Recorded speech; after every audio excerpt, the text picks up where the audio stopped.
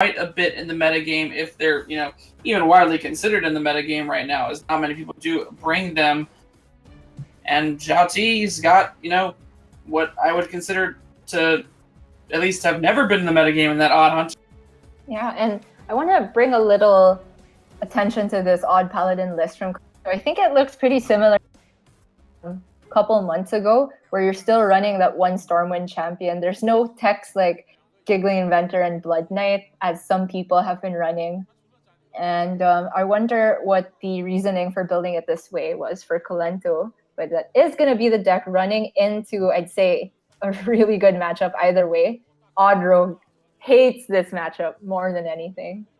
Yeah, I think it was already you saying that Kolento just said, you know what, Odd Paladin's good, and you don't need a single new card in the deck. Let's just go ahead and play the old version, and it is still just a solid deck. And Zhao Ti does not... then again, I wasn't going to say that Zhao Ti is not going to match up he's, looking forward to here with this Odd Rogue, because Odd Rogue is notoriously weak to Odd Paladin, but I can't say much about the Odd Hunter as well, because the Odd Hunter is also going to struggle probably more than the Odd Rogue will. That's right. Looking at Zhao Ti's hand, at the very least, he has this Dire Mole. I think if the Odd Rogue is to hit, it's maybe 30 or less % of winning this matchup. It's like it requires having not just one Dire Mole, but 2 Dire Mole or Dire Mole and Firefly. The best thing the Odd Rogue can do is just play out a bunch of Fireflies in the game so that they can eat up these little recruits. But yeah, in this matchup, basically the upgraded dagger feels like the old dagger. It's most of the time just dealing 1 damage anyway. Yeah, that it does. But the one thing Kolento, you saw him go for this coin play. I definitely like it. Get as many minions on the possible. The one good thing about it is that it's going to allow this Corridor Creeper to come down basically on turns 3 or 4 whenever Kolento chooses to do so. And right now, Zhao Ti doesn't have like another die. Just has to keep re-daggering and then clearing everything off. It's really the worst feeling as Odd Rogue, and you can so rarely ever find the window to start pushing damage to the face, and it feels like the second level up, Raid Leader, Fungalmancer, there's just endless things that the Odd Paladin can do to... So, yeah, I don't think the odds are looking too good for Zhao Ti. So right now, Kolento could bump off this shield, reduce that Quarter Creeper to 1 mana, and then play the Quarter Creeper alongside his hero power right now. Kolento's just thinking about, does he want to go for that? Is that weak to anything? I think you can kind of save it for a turn, just because of, how powerful your next couple turns are going to be, and you'd rather get that trade. Yeah. I'm not completely sold on this, because the alternative of playing Firefly, it kind of gives Zhao Ti a preferable dagger target. But maybe that 1 mana essentially saved by Kolento by delaying the Corridor Creeper a turn will come in handy. Zhao Ti is just hoping that, can I please, Hearthstone God, stick 2 minions so I can get a Fungalmancer 1 life against Odd Paladin. And actually, it's looking like he might be able to, unless Kolento wants to commit a pretty lackluster Raid Leader. Could commit the Raid Leader, could also commit a Blessing of Might. I think the Blessing of Might's a bit weak here if you want to commit to that. But I definitely think, something has to happen here. I wouldn't be surprised to see the Raid Leader take a trade and then double Corridor Creeper. That seems like a very insanely powerful turn. But Kolento could be holding on to these Corridor Creepers, just trying to make sure he gets a Fungalmancer target for the following turns. But I think they're too strong here just not to play. Yeah, I think the Corridor Creepers together on the turn right before Stain. And Kolento is actually just going to commit this Blessing of Might so that he saves enough mana to fit in the hero power and also provides no good dagger target by keeping the Raid Leader. I can respect this, even though it looks like a waste. I do like this play a lot. I think as Odd Paladin, you want fitting in a hero power every single turn to, make sure you're utilizing your cards to the fullest potential. That hero power is absurd in this matchup. I definitely think you want it to come down every turn. Kalento will be the proverbial first player to land the Fungal Mancer, which is one of the most important things you can do in an aggro. It will only be good enough to clear one of these Annoyatrons, and that means Zhao Ti can play his own Fungal Mancer. Kalento smartly clearing off the Divine Shield. I like this better than clearing just one minion. It makes the Fungal Mancer a little bit weaker and somewhat plays around Blood Knight as well. Yeah, that it does. I would like to see the Deckhand Bilespine come out here. You need to clean up this board. It's actually scary that Zhao Ti has the board over Kalento right now. It's not something you'd see too often, especially in this particular matchup. I think Zhao Ti has to take advantage of this and push as much damage as face as possible to end this game as quickly as possible.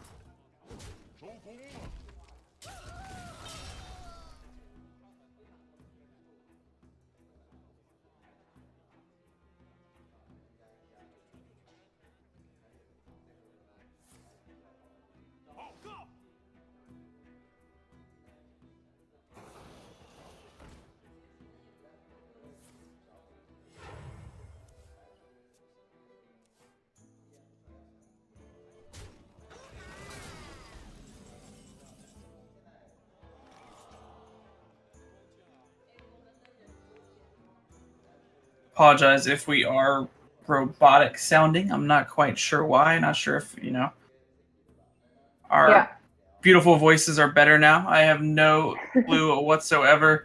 Sorry about that. We're trying our best here. Trying to make sure everything's going and running as smoothly as possible. Yeah, production is happening from very many ends here, and the main people handling it are very far.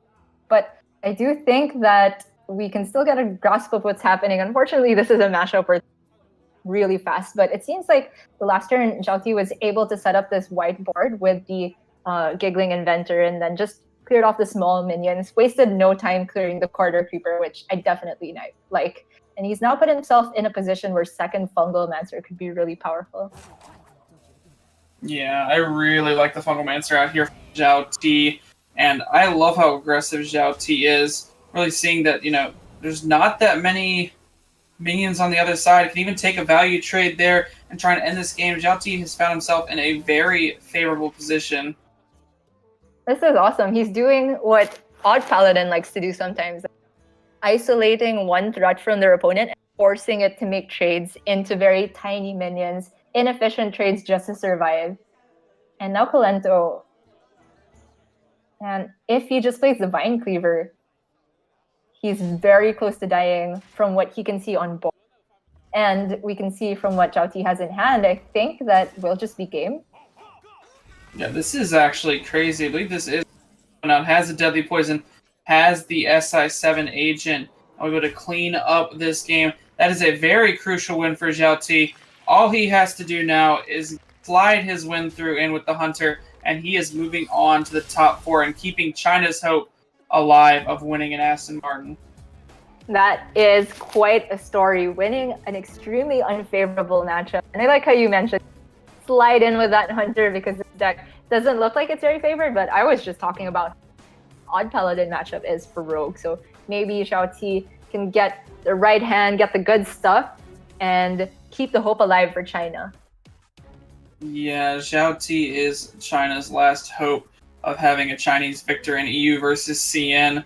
But I think EU would much rather have a top 4 star-studded with all of EU's finest players. Kalento, he is down 1-2 now, but he still has a pretty favorable lineup against Zhao Ti's last deck. Yeah, both the Even Shaman and Odd Paladin, from how it looks, should have a pretty good time against this deck, but I'm trying to look at this list and figure out if the Odd Hunter can do, what is the high roll hand for them. I feel like the best start they can get is Dire Mole, Coin Emerald, Hive Queen, and then what? And then Hero Power and start chipping away. I think that's the real game plan. We did see, Zhao Ti really understands this deck very well. I saw him pilot it, against Tice extremely well. and almost won the game, was 1 damage off of lethal at the very end of the game, and then Tice had follow-up lethal while Zhao Ti was at like 25 health or something just ridiculously high. Wow. But I think he can do it. It's just, will Odd Hunter be able to get there? That situation you mentioned sounds close and similar to that matchup that with Kolento and the Hunter. Yeah, it was very similar to that. And Zhao Ti, if he's going to do it, I think Double Tire Mole Firefly is the hand to do it with. That is an anti-odd paladin hand if I've ever seen it. That is good. He could have 4 minions on turn by turn 2 that can each deal with at least 1 recruit. This is absolutely insane. I think the only way this gets better is finding yet another Firefly and just doing what Odd Paladin does better by making them just slightly higher statted. That way they become Silverhand Fruit Eaters. Yes, that is exactly what these minions are. These are not dire moles. They are recruit eaters. Well, I guess Righteous Protector eaters for the first few, but you get the point. Kolento, however, will have access to this Blessing of Might, which will be able to eat up both of these dire moles. From Kolento's perspective, I expect Zhao Ti will expend the Arcane Shot after one of them gets cleared. Yeah, so this is, fairly decent in Kolento's eyes as it does clean it up. But we actually see that Zhao Ti has the quote-unquote best answer to this in the form of being able to Arceus Veteran to take a value trade, and then Arcane Shot the Righteous Protector off the board. Yeah, those are kind of an alliteration of cards, accurate. But yeah, at least for Kolento, it means that, I actually really like the face play. Because the only punish from Zhao Ti, the real punish, it's nothing better than double Arcane Shot, right? In which case, you're not even sad. Yeah, there was no real punish. Most of the time, when you have a play like this, you want to kind of force your opponent to just kind of trade in, because you know that Zhao Ti isn't going to be... I guess they could potentially double Arcane Shot, but if they're doing that, then they literally have no resources, and you start hero powering away, get that Stonehill Defender, or just another 1-drop on the play. So I really like that play. You just force your opponent to, make the trade that you were going to anyways. Right, so Zhao Ti is going to go for exactly what you mentioned a while ago. Trade on. Be able to bond with Stonehill, which is... I'm not too sure if he'd rather do that than go in the... Because both of them have their merits, right? Playing the Stonehill challenges 2-1, but it means that Zhao Ti can trade in the Dire Mole and survive. If he plays Recruits and 1-2, that means the 1-2 will get eaten by the Dire Mole, but both the Recruits challenge the 2-1. Yeah, I think you need to hero power every turn. I think that's what puts you just ahead of the game in this matchup. The only issue is, how exactly do you go about doing this the best way? I think it has to be the 1-2 plus the hero power. I don't think there's any other strong play. Can follow it up with the Stonehill Defender and the Arceus Veteran if Kolento chooses to do so. And I think Zhao Ti right now, the name of the game is to just play out smaller minions even more. I think he just has to keep playing out those smaller minions. Man, is it double Firefly? I'm quite tempted to go for the Pixie here just because of mana issues. Pixie is tempting. I could see the Pixie. Could also potentially be some, weird hybrid play where Zhao Ti goes for a Firefly hero power, but I definitely like the Pixie now that you've mentioned it. It will be very awkward later on, and it does help Zhao Ti try and, fight for the board somehow, because you really want to try and be mana efficient for the next upcoming turns with your hero power, as that's how you're going to win the game. Zhao Ti has decided he doesn't want to take any bad-looking trades, so he sends Icarus to face right away. And it's actually a consideration of trade the mole into the recruit or the 1-2. And I like this trade because if you're expecting level up in the next turn after this, then you won't be able to clear off enough minions if you spend the time trading into the Flame Elemental. And because you don't have any minions that have one attack, it's like the Flame Elemental won't get any value trades anyway, unless there is a blessing of some sort. At that point, he had already seen one. But yeah, it's really looking like Kolento just has this in the bag now. The hero power far outpaces what the Hunter hero power can do. Alright, well, triple 1-drop is a start for Zhao T. He can try and squeeze his way back in the game, but you're exactly... just because you can deal 3 damage every turn doesn't mean you can answer the board state, and if Kolento's just making 1/1s turn after turn, it's going to be enough to end the game. It's actually it looks like he's trying to fit in a hero power. Weave it in, Dr. J, weave it in. Nothing's wrong with little weaving it in. Yeah. I think what's going to happen is Kolento will just go for the Stonehill, which will stave off any pressure, and then he himself has the right to start going face as well. He just needs to be aware of possible Unleash the Hounds plays, which is literally the only way Zhao T can come back at this point. I wouldn't be surprised to see Zhao T just ship this Arceus veteran face. I think that's kind of what he's playing for right now. He needs to end this game, and he needs to get as much damage out as possible, because he cannot take the Odd Paladin for the long run. And, Kolento is going to make some trades for him anyways. Actually, a little shocked to not see that go face. I guess maybe Fungalmancer, but if Fungalmancer comes down, you're most likely losing the game anyways. Yeah, Kolento has his choice of things to play. Even the Sacred Maul, since he gets an easier way to deal with the Hive Queen and the Firefly. Which would Grizzly looks insane. That is pretty insane against the deck that plays with no hand. First quick shot in this meta. Dr. J, we need it back.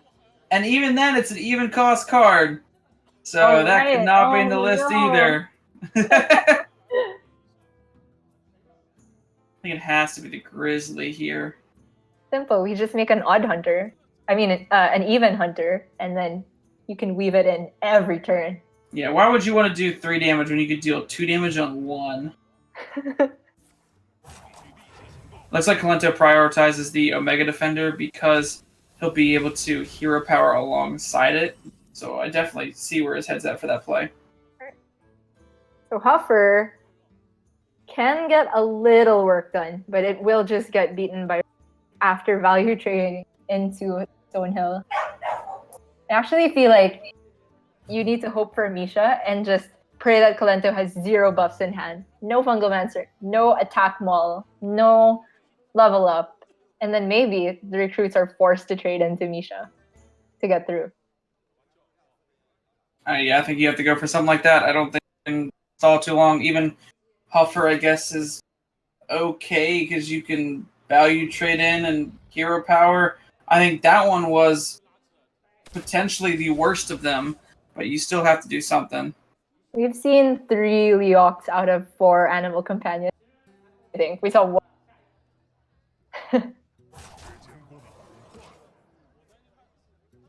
At the very least, it has. Oh, never mind. That's a Fungalmancer.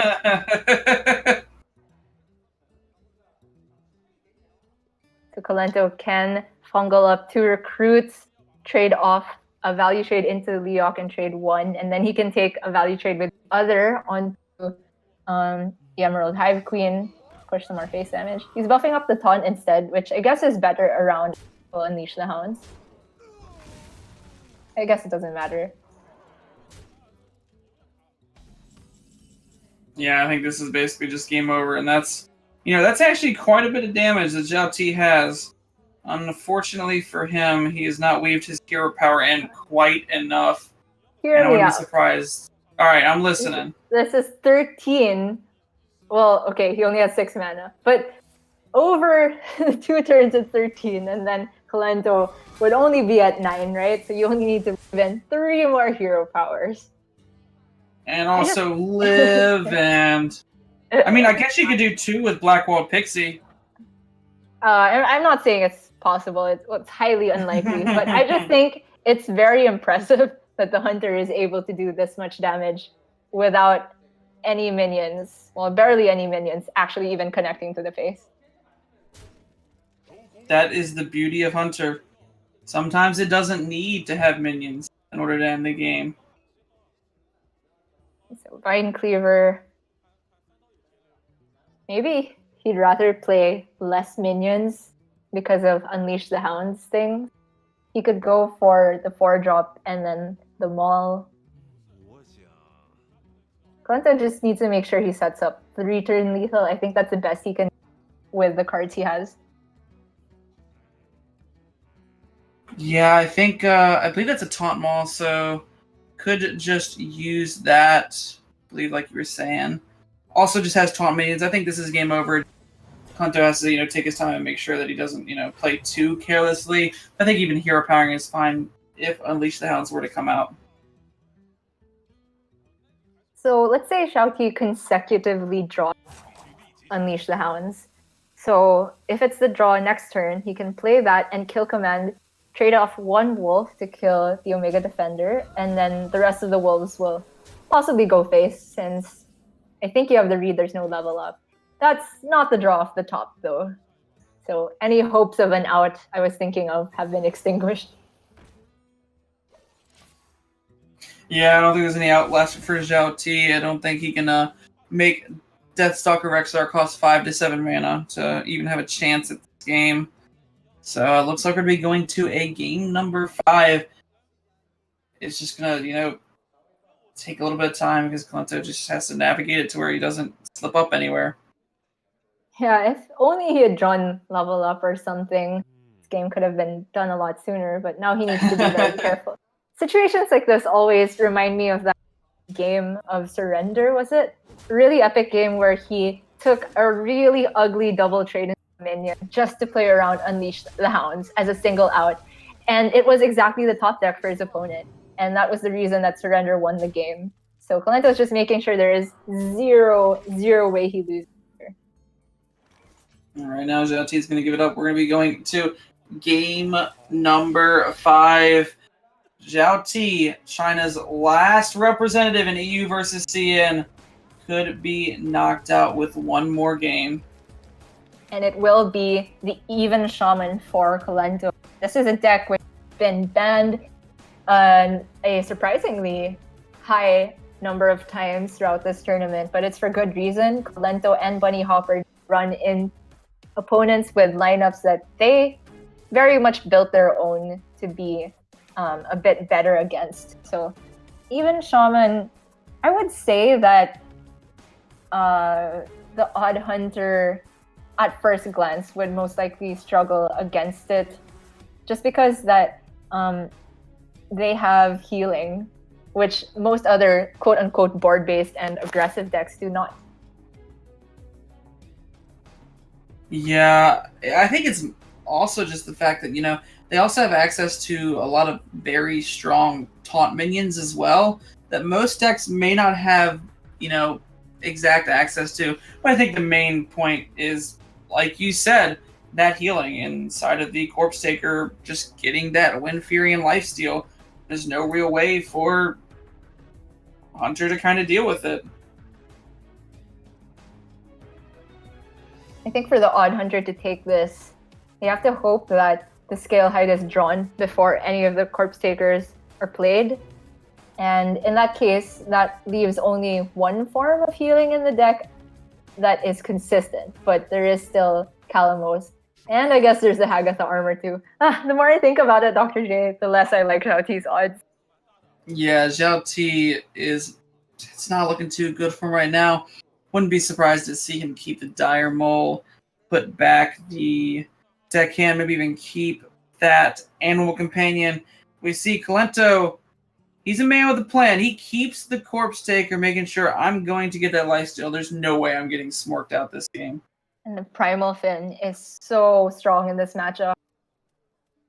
I expect that thing to be coined out, and it will be just spitting out Murlocs for days, unless Xiaoqi can pick up exactly the arcane shot to be able to deal with it with this Dire Mole.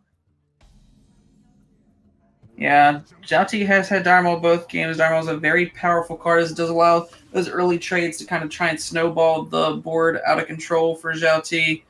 Does pick up a Firefly as well. We'll have access to go Dharma this turn, Firefly, Flame Elemental into Animal Companion.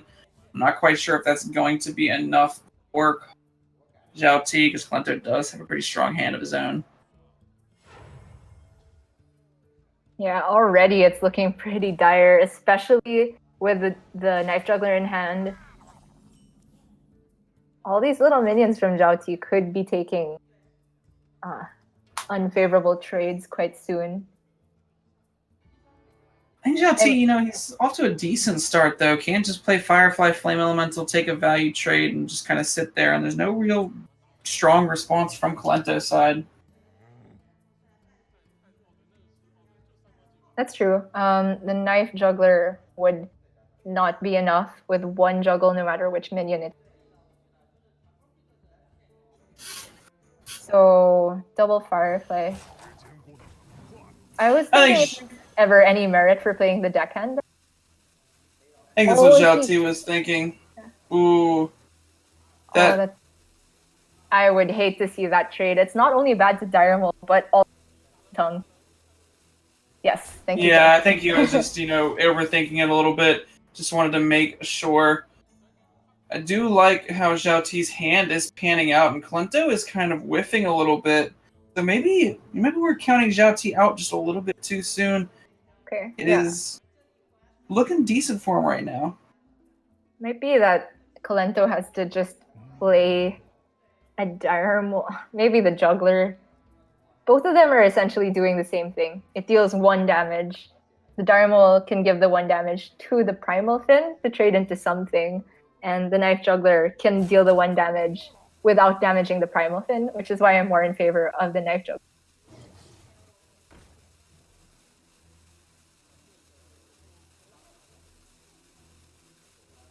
So, a bit curious about positioning there. I feel like you'd want to be buffing the token. But anyway, this is a situation where Leok is good now, once. So I think Kalento's idea behind this was that oh gosh, that is absolutely insane.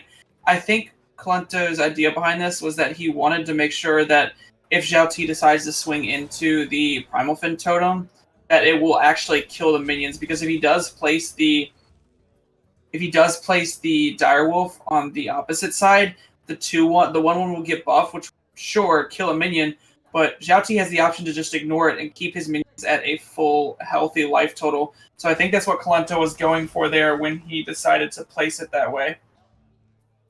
And good point. And just like that, this Knife Juggler looks like it has to hit the 1 in 4 just for Kalento to look like he's still in the game.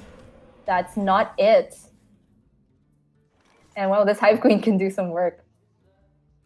To be honest, I wouldn't be surprised to see deckhand Hive Queen hero power, and then take some value trades.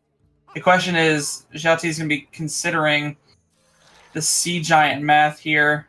Could opt to trade off the 2/1 to make sure Sea Giant does not come down. I believe that's what he's going to be widely considering. Oh, actually, the value trade would work out either way. The value trade would mean that the Sea Giant does not come down because it would go to 5 mana. So, yeah, the value trade seems good here and just can push it face. I guess there's the option of not using the Leok to protect it from Fire Plume Phoenix. Either way, Zhao is looking in a very strong spot now.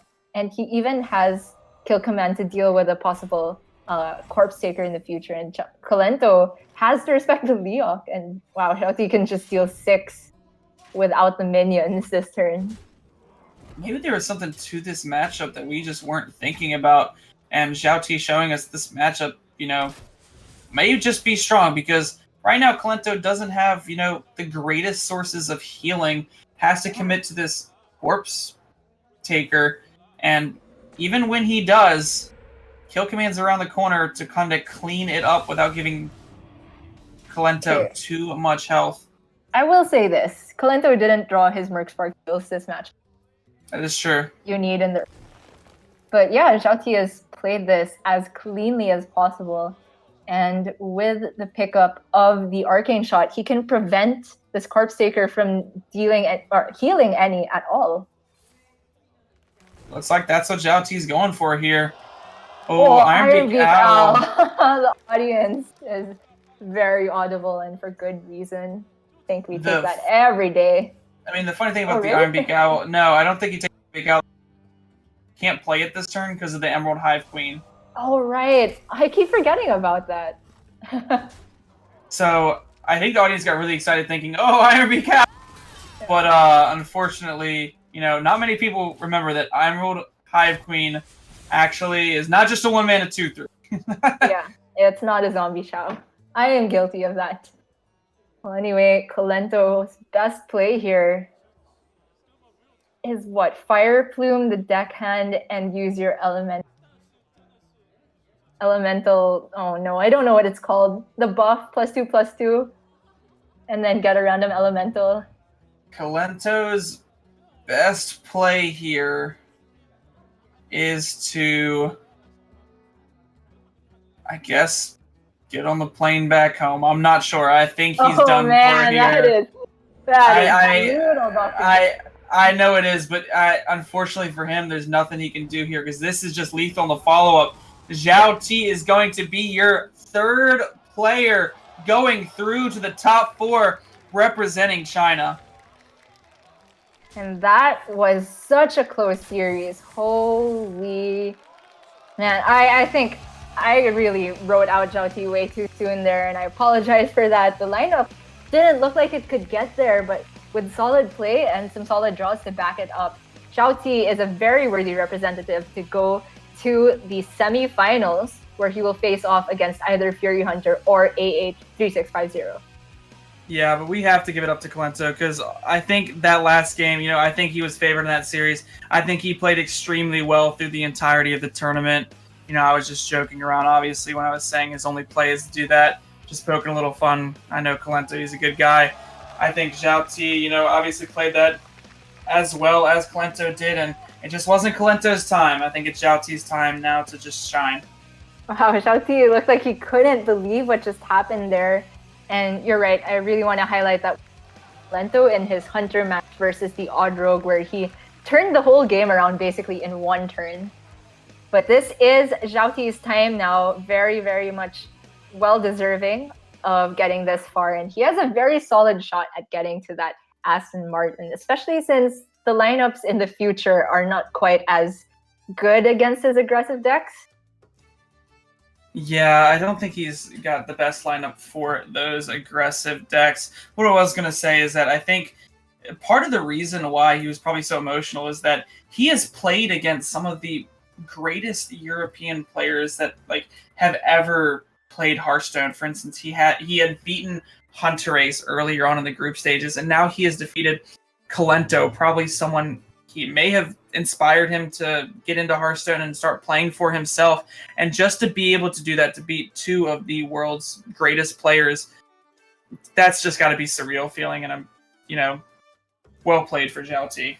Yeah, and I'm personally really happy to see maybe newer faces come out of the Chinese scene. Of course, Zhao T is not unknown. That's why he's in the tournament. But he's definitely part of the new blood of the Chinese players, because a lot of the time when we see China represented in Western tournaments or just overseas tournaments for them, it's the same group of people. I know that they have some different system for getting into tournaments also. There's some that are invitational, but they give points, which feels kind of bad if you're just starting out. So really happy to see that.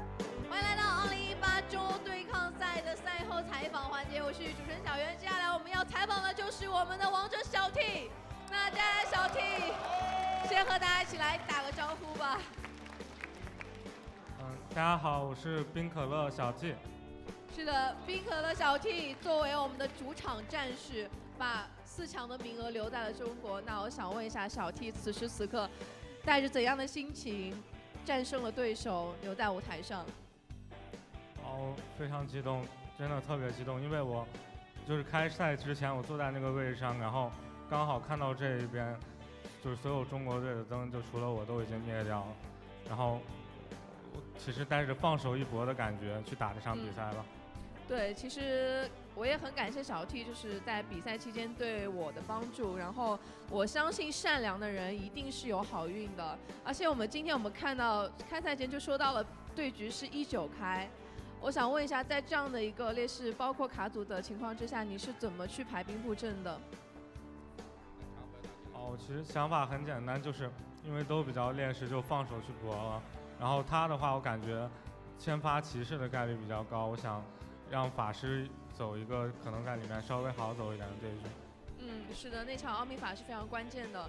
那我们下一个问题就是，接下来这场比赛关乎着最后一个4强名额，是由 A83650来对阵到 Fury Hunter。他们这样的卡组对决，你更希望谁能够获胜来和你交手呢？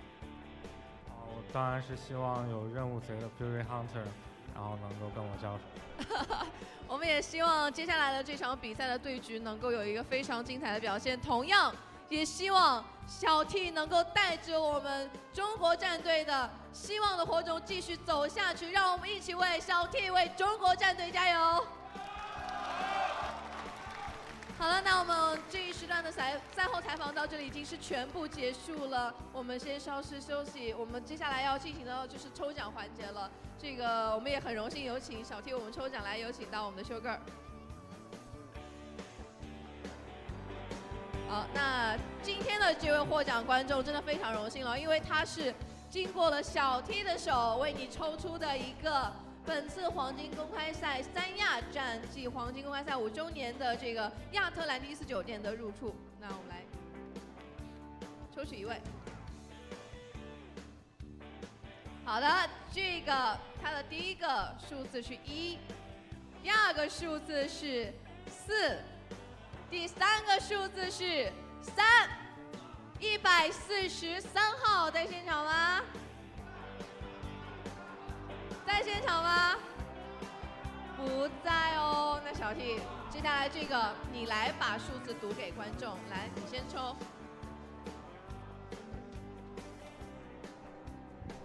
第一个数字是多少1。第二个数字是8。第三个数字是9。189号，恭喜你！好了，那请稍后到我们的门口的工作人员处来领取，同样也登记一下你的这个信息。我们再次恭喜一下这位观众，同样也恭喜小 T。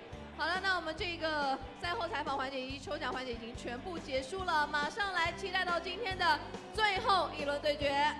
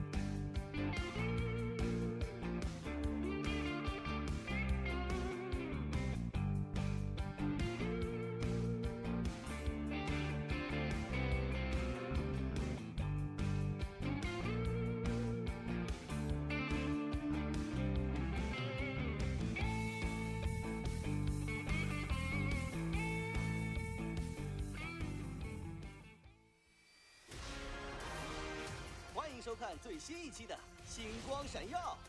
今天我们会把目光放到釜山，来了解一下这位电竞冠军——王牌机甲驾驶员 Diva。玩游戏就是要赢。年仅19岁的他已经成为了国民英雄。上周，他再次冒着生命危险击退了鬼神致谢的进攻。他和机甲小队的成员遭受了一些损伤，但有惊无险地取得了胜利。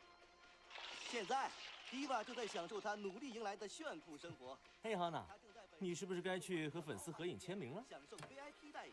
品尝最顶级的料理，与其他明星朋友一起游玩。但迪瓦的生活并非一贯如此。我也想体验一下炫酷的生活。嘿，我们为什么不和他们一起去休假呢？让我也感受一下什么叫炫酷吧。他们太夸张了，戴璇。这里才是充满魔力的地方。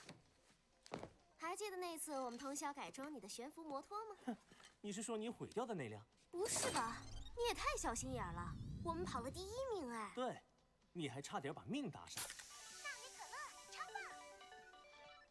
唉，你打败了鬼神，他们至少能安分几个月。你也需要休息。我什么都看不见。我中弹了。我不能。阿娜，我们上次差点就输了。敌人会进化，他们正在一天天的变强。我的队友，我的国家，他们都只能靠我了。而我哪怕只是有1/1000的疏忽，我们就会失去一切。我必须完成这些测试。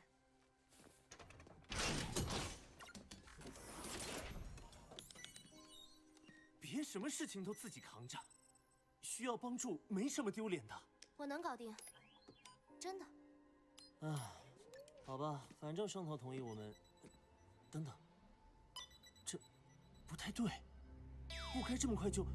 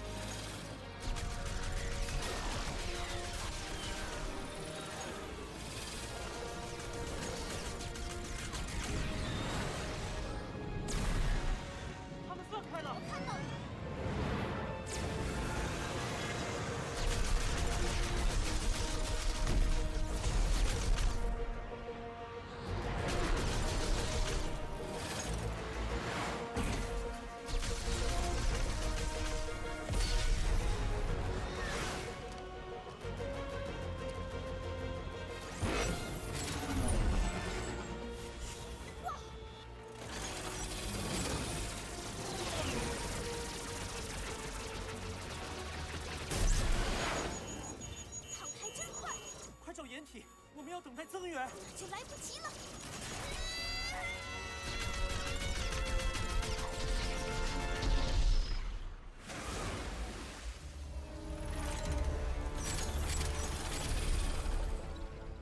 最后一个朝市区去了。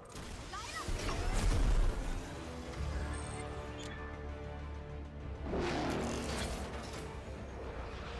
再快点！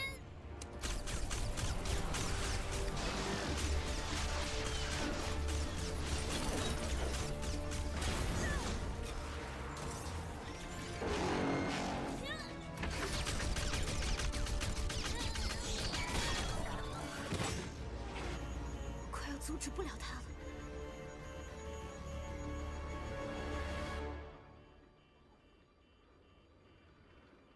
戴璇，我需要你的帮助。什么？好的，反应堆已经很不稳定了，你要赶快离开，不然机甲就要爆炸了，武器系统全部损坏。反应堆，我们可以让它过载，就像是那场摩托赛。什么？你疯了吗？这可不是该死的比赛！我知道。可是如果不这样做，会有无数的人丧命。好吧，给我点时间。你们上来！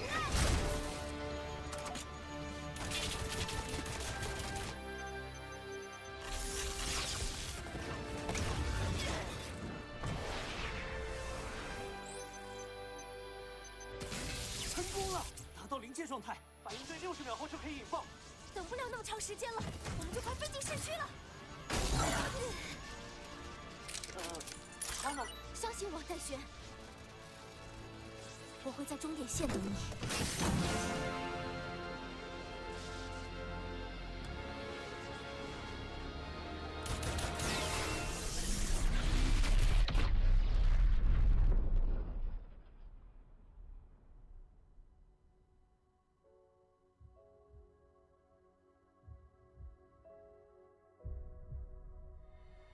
哈娜，坚持住，哈娜，我在这儿，我就在这儿。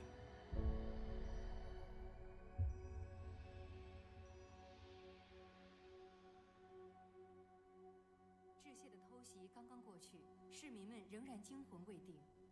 但万幸的是，多亏迪瓦的英勇表现，没有出现人员伤亡。他以一己之力阻止了鬼神的进攻。据官方消息，他目前状况良好，并无大碍。现在他正在享受假期，庆祝这场来之不易的胜利。下一条新闻啊，我说，你是铁了心就宅在这儿了，对吗？这有什么不好？这里有好吃的，有好喝的，还有好朋友。在我最需要他帮助的时候，对我不离不弃。是吗？你看这一次，我也算是帮你拯救了城市，能不能帮我也要个 VIP 什么的，让我也去感受一下豪华的餐厅？我觉得吧，你大概是最近综艺节目看的太多了。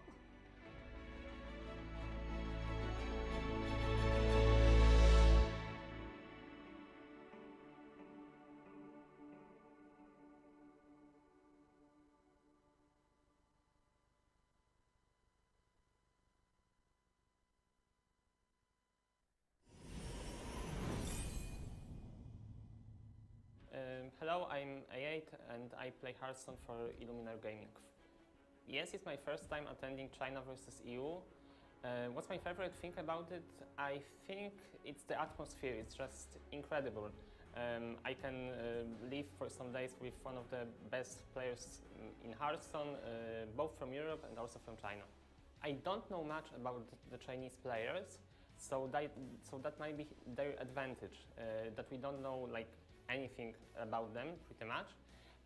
So they might have a mystery or something like that. So I'm kind of afraid of facing them, but we'll see how does it turn out. I am a professional Hearthstone player for about 2 years, I think. That was when I won my first tournament in my country, in Poland. And from there I have some achievements like qualifying for World Championship that will happen next year, or facing high ranked in DreamHack tournaments. I will be playing Death Rattle Hunter, Even Warlock, Taunt Druid and Shadowwalk Shaman. That lineup is actually pretty popular in this tournament, but I am playing Hunter instead of Rogue, and that's why I think that the unfavored matchups for Hunter are better than for Rogue, and I expected a lot of aggro decks. So I think my choice of bringing Hunter and not Rogue might be really smart, especially in this tournament. I don't think White Pyromancer changes a lot of matchups. I would rather play Kalesef because it might change some things in like Druid matchup or Warlock. I will crush you.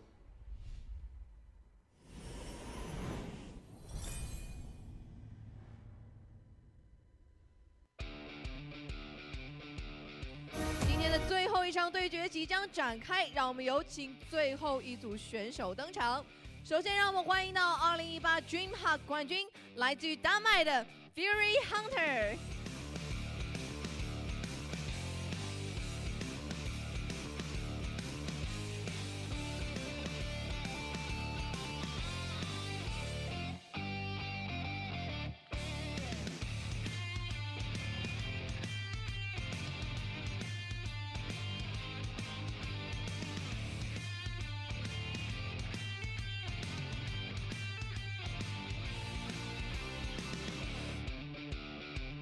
那么他的对手则是2018 HTT 第一赛季的欧洲亚军，来自于波兰的 A83650。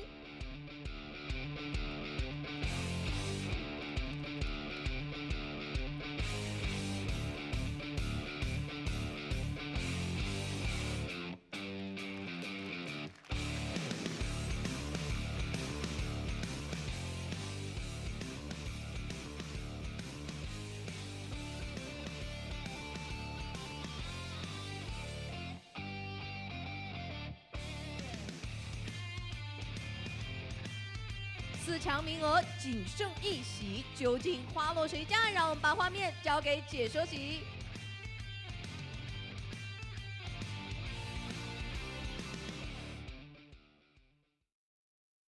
Welcome back, everybody, to the very last match of the day between Fury Hunter and AA50, both from the European region. This match will be deciding who is our last player to go to the top 4, joining Tice, Orange, and Xiaoti. Yeah, I mean, there's not much else I can say about that. All 3 of the players that are already qualified are very well deserving. They also have some very unique lineups and, some unique takes on what they thought would be the best for this tournament. And right now, we're getting the other side of the spectrum. We've seen a bunch of aggressive decks from both of these players. They are basically playing the same lineup. The only difference is Fury Hunter has access to that Quest Rogue that'll most likely get banned out, whereas A8 has access to that Death Rattle Hunter. Other than that, it's a Taunt Druid, it's a Shudderwalk Shaman, and it's an even Warlock. Yeah, that's exactly what A8 mentioned in his interview. I brought a lineup that is pretty popular in the field, and I guess you except for that Hunter. And we can see Quest Rogue, of course, has great matchups against all of these slow decks, so no doubt that will be the ban. As for A8's decks, which do you think Fury Hunter will ban away? I think Fury Hunter is going to consider, it's definitely a tough call. Fury Hunter is going to consider, the odds against all of the decks. He'll probably end up banning something like that Hunter. He may just go for that strategy because he does have fairly decent matchups overall against the field. It's just, it makes sense to ban the Hunter when your Rogue's getting banned out, as it will terrorize the rest of your lineup. So we may be seeing a deck for deck, class for class mirror between Fury Hunter and A8. Oh man, we could be seeing as many as mirror sets, which could go on for quite a while, especially since there are Taunt Druids involved, there Shudderwalk as well. I am fine with the even lock mirror. I think that matchup tends to go faster than the rest of these, but well, we're in for a long one, guys, so sit tight. I'm quite excited to see which of these 2 get to make it, because among the European players, I gotta say they're the least well-known. Not to say that they aren't well-known. They have each of them a championship title of some big event under their belts. Yeah, it's kind of crazy to think that these are the 2 European players that have the least experience or the least notoriety of the group. A8, a qualified player for Worlds, and Fury Hunter, a DreamHack champion. If those are the 2 least known players, this field is stacked. Yeah, and we can see the bans have come in. Of course, Quest Rogue is gone for Fury Hunter, and A8 has had his Taunt Druid banned out because of that decision from Fury Hunter. I do think that Fury Hunter was the one who was running like a less greedy Taunt Druid, whereas A8 has that whole package with the double Sleepy Dragons and double Dragon Hatcher. Yeah, I think that's going to make a big difference inside of these matchups. Is I believe one of them went for the, much greedier package, and that plays a huge role, especially because the other one, if I remember correctly, Fury Hunter, does he have a UI? He does have an Ultimate Infestation, only one of the Dragon Hatchers. So a lot of times that matchup comes to fatigue, and having a UI in the list and less taunts overall is going to be a huge detriment. So thinking about it that way, it's probably no surprise that he banned away the Taunt Druid. Also decent matchups against Shudderwalk Shaman. And looking at the even lock list, there's also difference in the group. Not too much though. I think that Fury Hunter is running Bossy. Oh wait, both of them have that. It's just a difference of whether there's Doomsayer or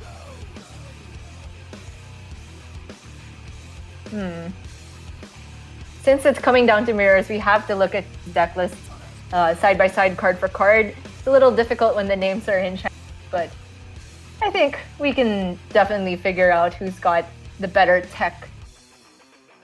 Yeah, so what this tells me is Fury Hunter is worried about getting his even Warlock through. I think that's the weak spot for both of these players in their lineup.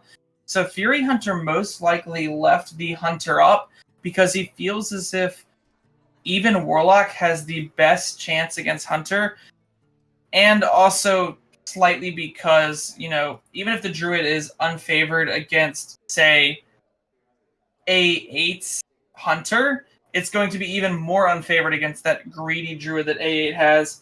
So this Druid ban from Fury Hunter, I think, was really smart. But we're going into game number 1, and we see that even Warlock, that Fury Hunter desperately needs to slide through. I think it's the weak spot for both of these players.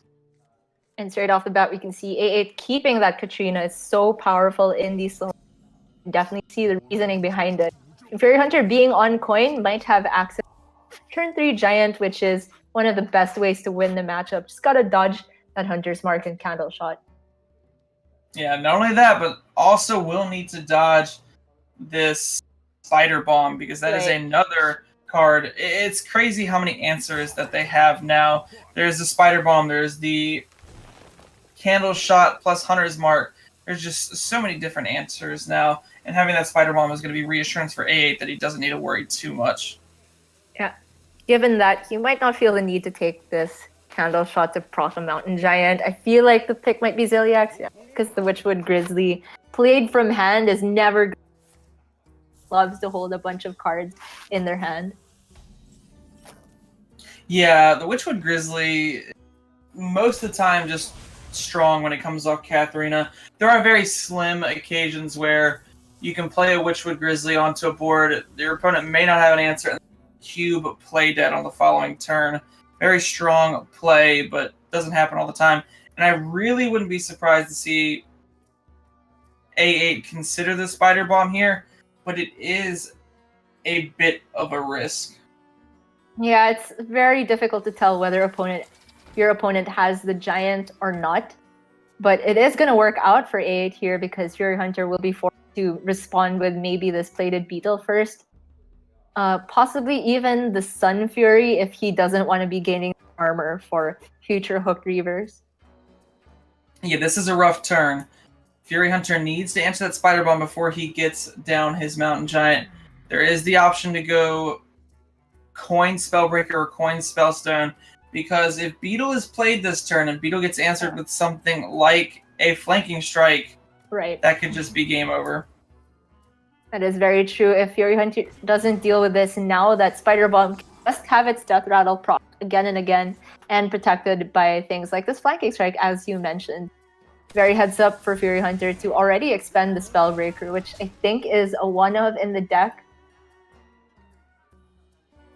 Yeah, it tells me that Fury Hunter values the Spellstone much more than he values the, I guess, Spellbreaker. However, A8 has to have the Flanking Strike there, and if he has the Flanking Strike, he's not making other plays.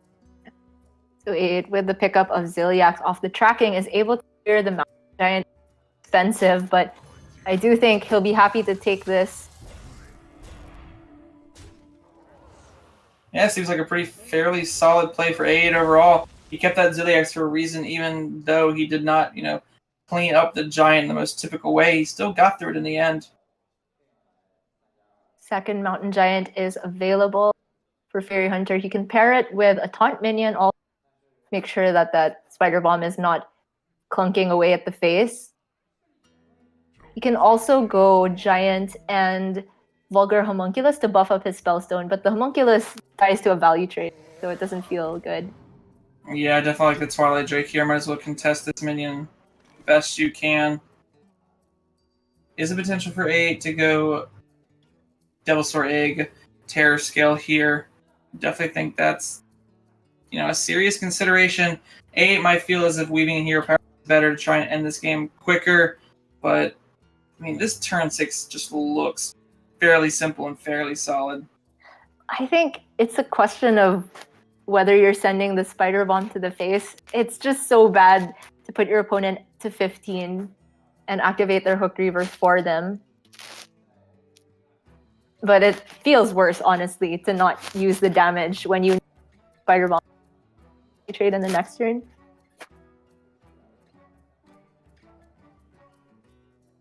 A8 could also go for some kind of wonky double egg play to set up for Mossy Horror? I was considering that too, but I think you want the 5/5 on the board as quickly as possible. Yeah. As you do set up just a lot of potential on board. Going to end this game quickly. Almost wouldn't be opposed to see the swing face, but that is fairly weak to the Hooked Reaver. Great restraint from A8 there. We can see, of course, that Fury Hunter doesn't have that Hooked Reaver in his hand, but of course A8 had no way of... He decided that if A7/7 were to come down onto the board this turn, he just doesn't have a good answer. He'd have to trade away the 5/5 anyway. So I like the restraint. And Fury Hunter can play... He can go Vulgar and Spellstone down the 5/5. Remove the best possible cube target. That looks like a potential play to me, and I think, A8 does have a strong play in the follow-up with that Mossy Horror. Can go ahead and clean up his own egg, but also the Vulgar Homunculus in the process while pushing a little bit of damage. I guess the problem with going with a Spellstone onto the Devil's Force, you get your health total farther away from a potential Hooked Reaver draw. So we saw Fury Hunter hovering over this giant, which he can pair with Sun Fury Protector, even fit in a tap if he likes. I do like this very aggressive play from, Fury Hunter wants to go ahead and just put out the biggest threat on the board as possible. It's not weak to that many potential plays that could have come out from A8. But this Mossy Horror is still looking pretty good. Yeah, A8 has the potential to, after trading away these, generate 2 more 5/5s. Yes. Using the Play Dead is a bit expensive since you have Katrina, but because the next turn is bound to be Katrina, if you don't play it this turn, the Play Dead is going to get suspended in your hand for 2 more turns. So I like using it just like this. And this is just so solid because it'll be able to curve out with Katharina so well. Katharina pulls out something like a King Crush that just represents lethal on the following turn. Twilight Drake at a very awkward health total to deal with the Devil Swords, which is why you saw Fury Hunter taunt his Mountain Giant in particular last turn. He'd love to have something like a Hellfire and Defile play this turn, but it's just not there. So again, I'm looking at the Vulgar plus Spellstone just to mitigate some of the damage on board. Yeah, I think you have to start mitigating this damage somehow. The issue right now is A8's got a comfortable life total, 30 life, and has just the most powerful play in his deck next turn. Looks like Fury Hunter is going to disagree and make a play where he, just plays onto the board for as much aggression as possible. All right, what's in Katharina? Oh. Ooh. Fury Hunter down to 2 health after this turn. And That's a gotta big be dinosaur. GG. I'm trying to think. He can't possibly clear everything. I don't think so. I mean, could go for a Spellstone trade, Brew. I don't think that's enough. Yeah, he would have needed to have Hellfire plus File, and he simply doesn't have the health to tap for it. If he plays Spellstone, he won't have the mana to play everything. Is there something we're missing here? I don't think there's a... You can't kill off your Beetle either. And the funny thing is you can't even Vulgar Homunculus to maybe make it 7 health. Yeah. You can't do it.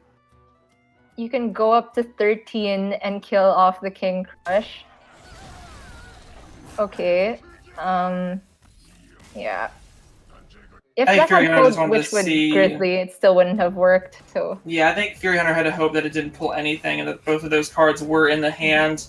But AA is going to go to a pretty quick 1-0 over Fury Hunter.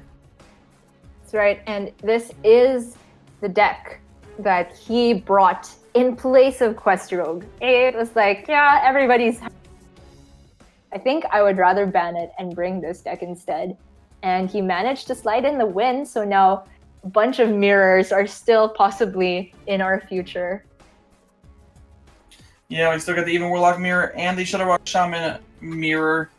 This depends on, how these queues pan out. They're also, very interesting matchups played against each other, especially the Even Warlock and the Shutterwalk Shaman. They're very, minor tech choices that really affect that matchup, and there's some nuances that both players can implement in order to kind of gain the edge in that matchup.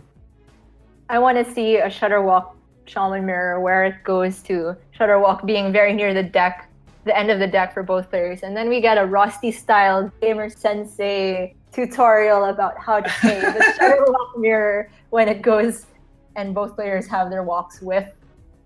That's what I want to see. Also, in the Taunt Druid mirrors, we can naturalize our Hadronoxes as well. This is great.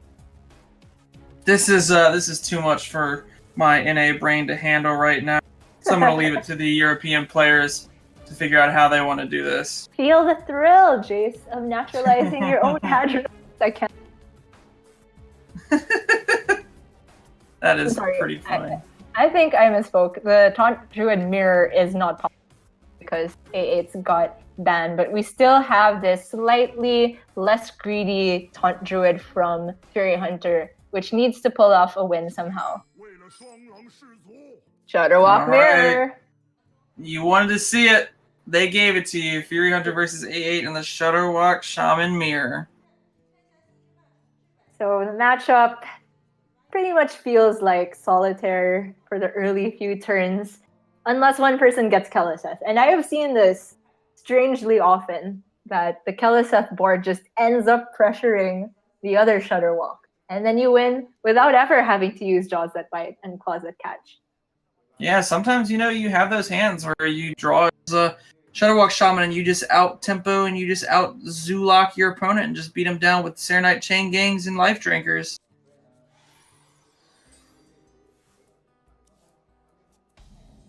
So both players have Acolytes, and this is definitely a matchup where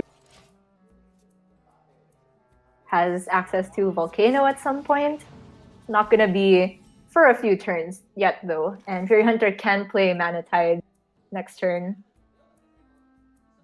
Definitely think he's going to want to. That Mana Tide, if it goes unchecked, can basically solo the game by itself. It's one of the most powerful cards against the majority of the control decks, as there's no great way of answering it.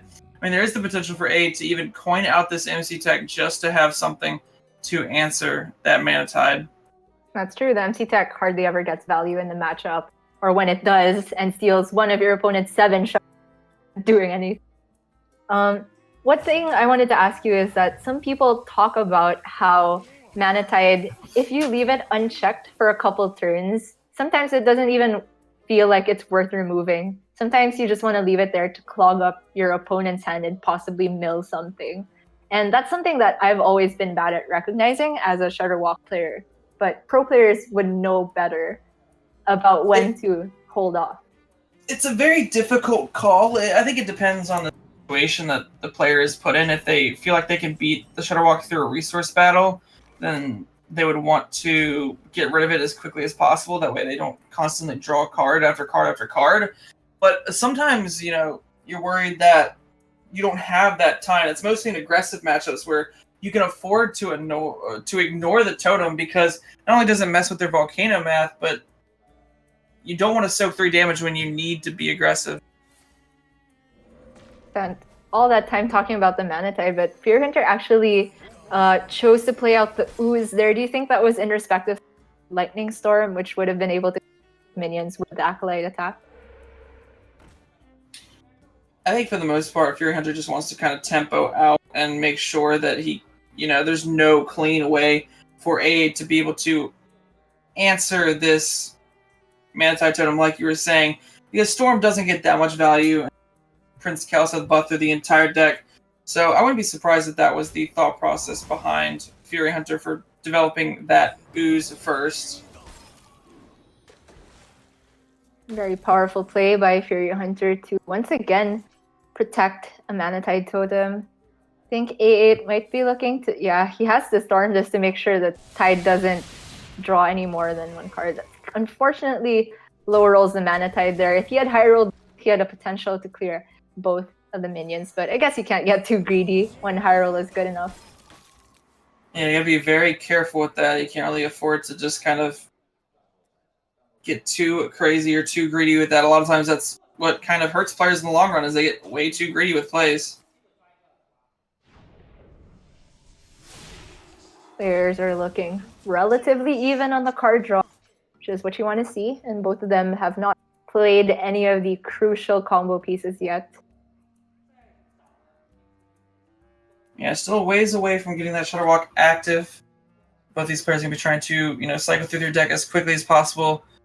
There is that Zola in both the hands. We'll be able to, kind of try and get that. You don't really want the Zola in the pool, as 9-mana Shutterwalks tend to be obnoxious, and you can't kill your opponent as quick. But sometimes you're just kind of forced to, if you feel as if your opponent has drawn the combination of cards and might just get it done on the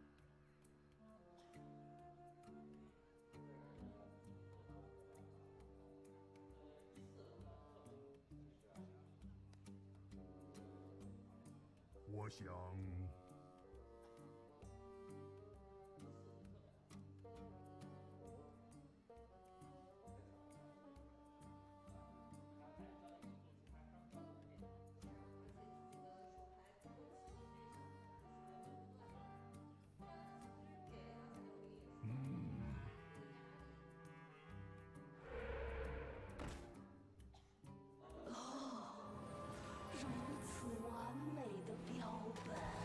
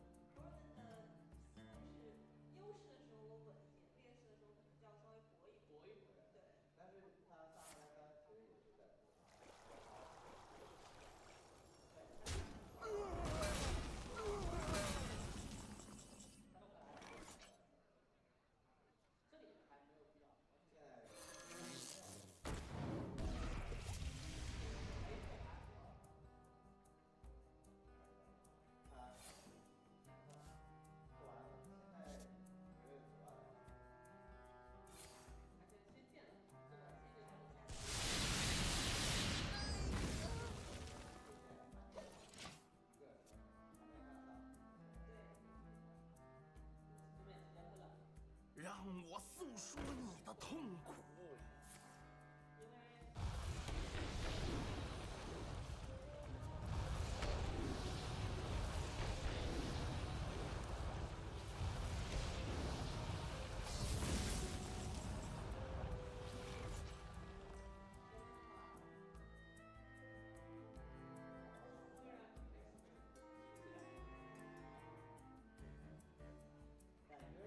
死亡才是真谛。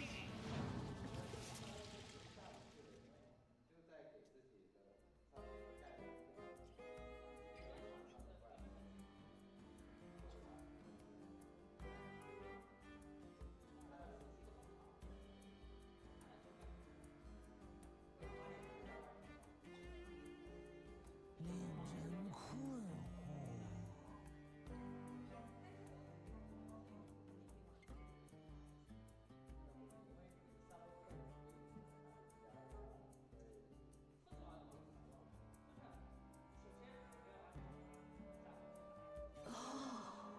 必须做出决定的标本。死亡才是真谛。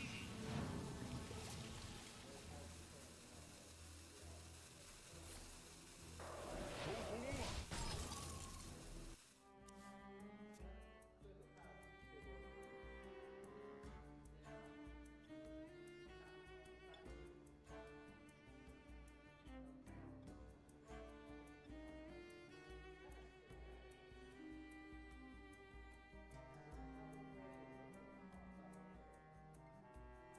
我想。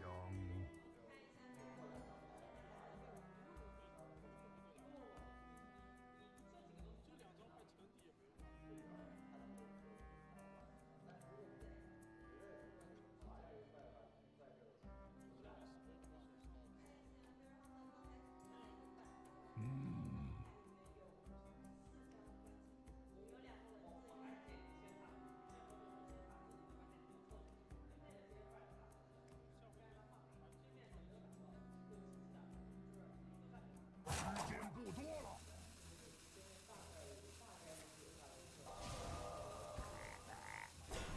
这还得熬多久？这还得熬多久？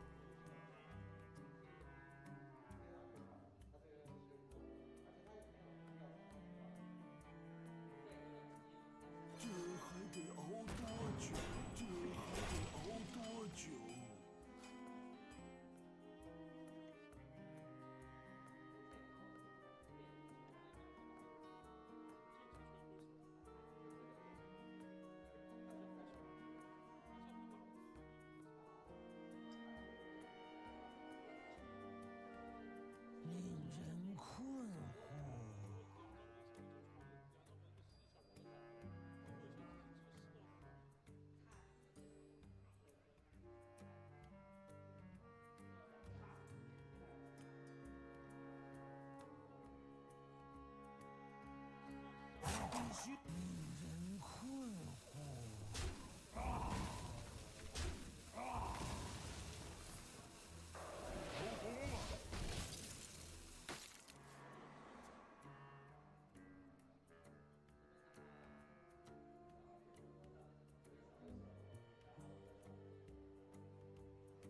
还得熬多久？这还得熬多久？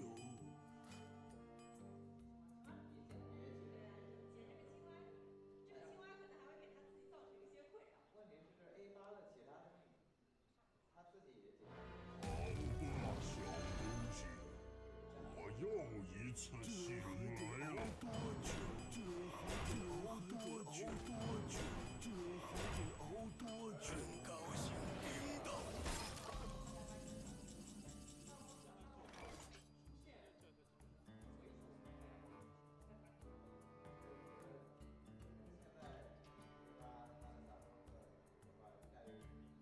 Hey, SOS.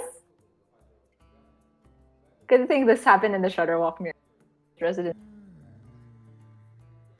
Oh, it's Hey. Tess. Hi.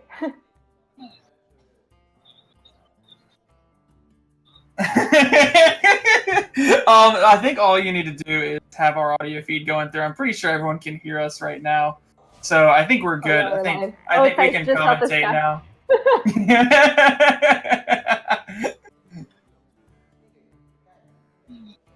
All right, thanks, Tice. Sorry about that. I think we're good to cast now. I think we just got to use the other feed. All right, well, everybody, welcome back. We were going for a new approach. Gia and I decided that maybe silent casting would be the best way to go about this beautiful Shutterwalk Shaman mirror, as words cannot describe how beautiful these players are playing right now. What did you think about that, Gia? Did you like the style of casting we went for? Yeah, the silent casting. I also tried the speaking really casting, since people were saying my mic was too. I just went in the other direction and took it to an extreme. Apparently, you can't please anyone, no matter what you do. Oh, goodness. Well, by the time we finally got back into the series, as I can see, there's some Shutterwalks being played, and there's some conceding being done, and Fury Hunter is going to tie the series 1-1. Yeah, honestly, I have no idea what happened there. After we dropped from the call, I just remember that at some point, as you could see, there were a 4-1 mind control tech and another 4 mind control tech. Yeah, I believe that was the story of the game, was the 4 + 4 + 4 + 4 = 2. I don't know. Someone in chat said that, and I thought it was very clever. So Chatter I went always along with it. Okay, so I gotta say, if we had to drop in any matchup, at least mirror, which can go on and on and on and on. But we're back now, and we know that Fury Hunter has got a win, and these players are tied. And what else do we know, Dr. J? My brain is a little scrambled after. Yeah, I'm a little scrambled off of that too. And just to, I just want to address the chat real quick, just to let everybody know, we're trying our best right now to just kind of give you the best quality right now. Unfortunately for us, we are not directly controlling anything. If we were directly controlling stuff, we would have been able to maybe figure out a little bit quicker, but we are being remoted in through our homes while this is all being done on site at the actual place. So we're trying our best. Thank you all for being patient. We really appreciate everything. As for the series going on right now, we have obviously seen it being tied up right now. I think one of the issues that, at least for one of the players, is going to be fitting that Even Warlock through. I think Even Warlock is the biggest, weakest link for the lineup. And the player that slides that deck through, I think, is the one that's probably going to win the series. But that's a bold statement to make. Yeah, and we can see that the Even Warlock for Fury Hunter has slide that win in with any. I think that it's got a pretty good chance against Shutterwalk Shaman, just because you can set up boards that can survive Volcano, and they only have so many hexes. You have 2 giants, 2 drakes. They have 1 Earth Shock and 2 Hex. So technically, if you line up the cards one by one, then you should have a threat that's able to stick at some point.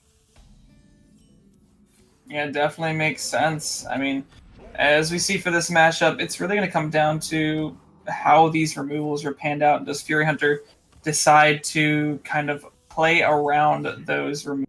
It's going to be interesting to see. Typically, I like the idea of just forcing your opponent to have the removal, because if they don't, then most of the time you just win the game after just committing something like a giant on the following turn. Yeah, all you need to do is keep asking the questions, and luckily for consecutive giants available.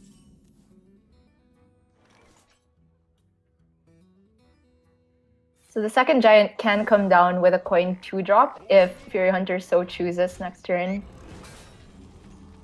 I wouldn't be opposed to seeing it. Might as well get that giant on quickly as possible. Does have the Skulking Geist for later turns. That way the Twilight Drake won't get hit by that 1-of copy of Earth Shock. It's not the most crucial or important thing, but it definitely does seem to be a very important. Yeah. Oh, that is a very welcome draw for A8 there. He can even Zola it. So I was trying to look at the board for Fury Hunter and see if he could set up anything that survives Volcano, but even if he coined out the Homunculus, the Mind Control tech would be able to trade into it. So I guess there's no real reason to coin out a 2-drop there.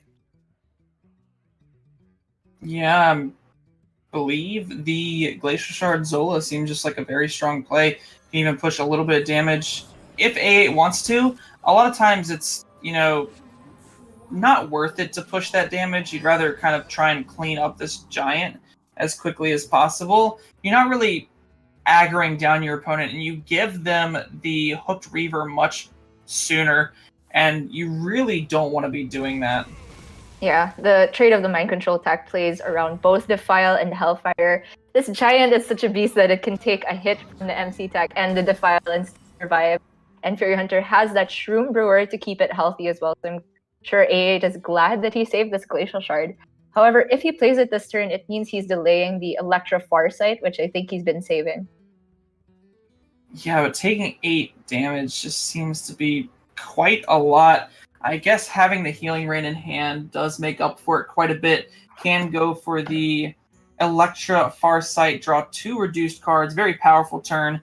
Hopefully pick up something like potentially the second Hex or Volcano, and then can follow it up with a pretty nice play next turn. Yeah, I'm pretty much in favor of the Electra Farsight as well, because if you play Glacial Shard, the rest of the turn is looking like, Keleseth Hero Power or Keleseth Mind Control tech? I think it's still weak to another form of AoE. This is fairly weak against another form of AoE, but I think A is saying that, I can't really afford to take a slow turn and take that much damage. A8's really trying to contest this board as much as possible. So it has a decent Mossy here. Unfortunately, enough to play around Volcano. But we can see that it has not drawn it. And he's looking in a very scary position. Has to go for the Electra now to get that Volcano. Yeah, looks like he's going to commit to it. You might as well at this point. Let's see what the draws are. Acolyte of Pain is okay. Get extra draws towards that Volcano. And that fills out the curve pretty nicely. I wouldn't be surprised to see both of these minions hit the board. Yeah. Could potentially save on to the Acolyte of Pain to try and use it with a Volcano. But if a Volcano is not picked up anytime soon, you're kind of dead in the water. Yeah, you're going to die before you can even think about clearing up. The Fury Hunter is in a very commanding position. He hasn't drawn into a second form of AoE, but he can a nice trade on the Life Shroom Brewer. He could also possibly heal up the Shroom Brewer and take a value trade into the Acolyte so that the Giant is free to go face while making sure that the Acolyte only gets 1 draw. It's going to be interesting to see what Fury Hunter decides to do here. Does want to try and heal those minions up out of range. Wants to keep trying to play around Volcano if it does get picked up. And there's the Volcano. I would say on the last turn where it was still kind of safe for A8. So he can just trade away the 4/4, put the 3/3 anywhere in the minions he likes, and Volcano will do the rest. Okay, if Sun Fury hits the board, I think it should still be doable. If Sun Fury goes on to the two minions in the middle, it would leave a 16 health on the board. If you put it only on the Mossy like this, That's this is also actually probably really better. smart. So, 1. I think this puts. It's definitely after way you put it over to- 15. It's like 17. So that was a really good spot from Fury Hunter. That was a really strong play from Fury Hunter. And now I think it forces AA to go for a Saronite Glacier card place, try to get a better Volcano in the next turn. I think you kind of have to if you're in A8 spot right here. A8 has to make this play to try and set up the Volcano in the following turns. But right now, there's no refill in A8's hand. Once this Volcano comes out, he's going to need something. Fury Hunter has really been aching for a Hellfire this.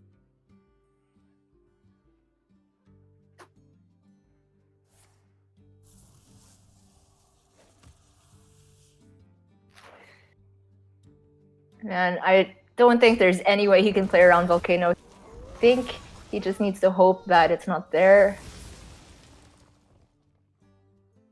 I think so as well. Can't really do much about it. Can commit a little bit. Can hold back quite a bit. Does have hooked reavers for the following turn. So this does seem like a very solid play onto the board while having two 7/7s on the follow-up.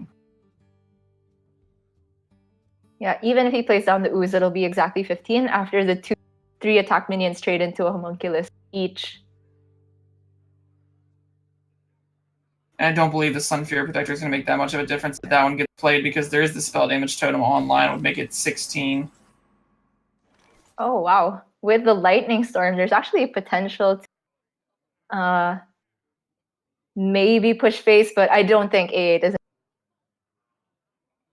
To be honest, if you are an A8 slot here, I think you have to go for the Storm.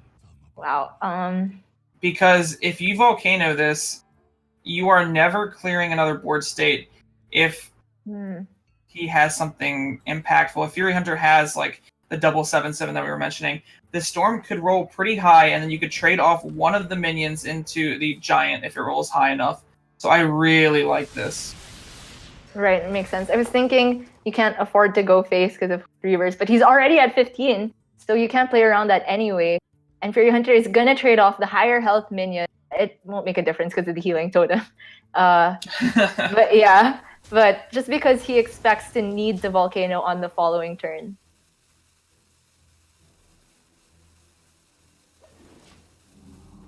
I like that recognition from A8, just understanding that, he doesn't have quite the gas to get there in the end.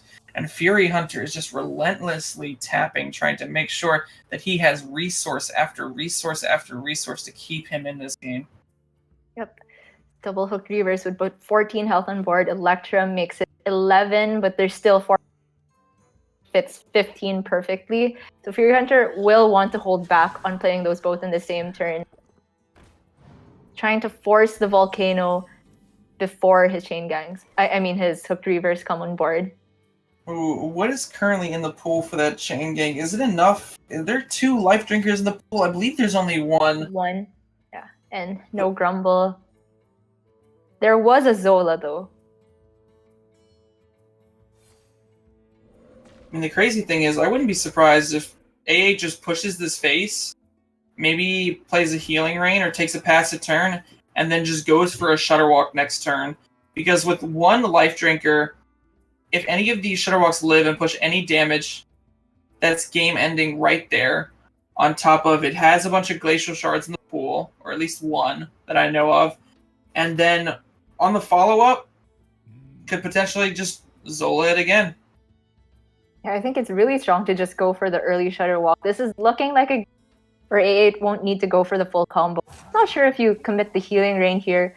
Are you scared of 7 damage on board from your opponent? If you expect them to go double Hooked Reaver, I think it does make sense because you won't have the mana to both Shudderwalk and Volcano, obviously.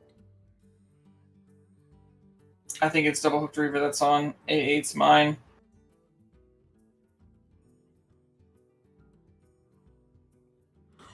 And I think he'll want to keep both of the minions alive if he's expecting Shudder because of Glacial Shard having dummy targets. But I think it's pretty hard to put a read on Shudderwalk from the plays of A8 so far. I mean, you really can't. It just came off of the top, and he's been playing off his deck for quite some time. And to be honest, I wouldn't be surprised if A8 just slams the Shudderwalk here. It's a bold play, but I think it has to be the play. There is the possibility of Lightning Storm Volcano, but if you expect Fury Hunter to just Dan anyway, I think it just is so much stronger to go for that Shudderwalk. Hope the freezes land on the... And he's so close to getting lethal. I mean, I can see A8 stalling out for one more turn now that I'm thinking about it, because Storm Volcano would full clear the board if I'm correct. Could wait one more turn, hopefully draw Grumble on the following turn. We can see that Fury Hunter doesn't have that much pressure in hand, but let's say Fury Hunter does have some kind of pressure. That could spell a lot of trouble for A8, but, you know, I kind of respect A8's play here, just wanting to clear the board this turn in hopes of making one more draw that could be impactful for the Shudderwalk. I think what this also does is that it clears up his own board so that when A8 plays Shudderwalk 2 turns time, it's going to Zola itself, guaranteed. I definitely like the hold on the hero power. A8 recognizes it. This is a lot of pressure on the follow-up. 13 represented on board. And oh my gosh! Holy what? That top deck with the perfect mana. Oh my gosh. That is really lucky. And Fury Hunter looks really stressed now. I mean, the issue is, if he doesn't kill that, and Shudderwalk is the last card, I mean, he loses, but I don't think he can afford to. I think he has to. Doesn't he just lose if it doesn't whiff, right? Because he'll get double life drain, and that's 6 damage. Oh, Fury Hunter looks so stressed. It has to whiff, and the shards have to go face. Okay. So that whiffed. was a whiff. The shards have to go face. Right. Oh! Shard has to go face. Oh my Both god! shards go face! Oh, 3 shards go face! What? Oh my god, what is happening? Is this a tie? I think he might have to do the draw because he's dead and he has to take a draw! All 3 shards went face! Unless he can find a way to kill off his Beetle first and then Hellfire, so like a Spellstone draw can do this. Oh my god! Oh my gosh, he draws the Spellstone! What? This is insane!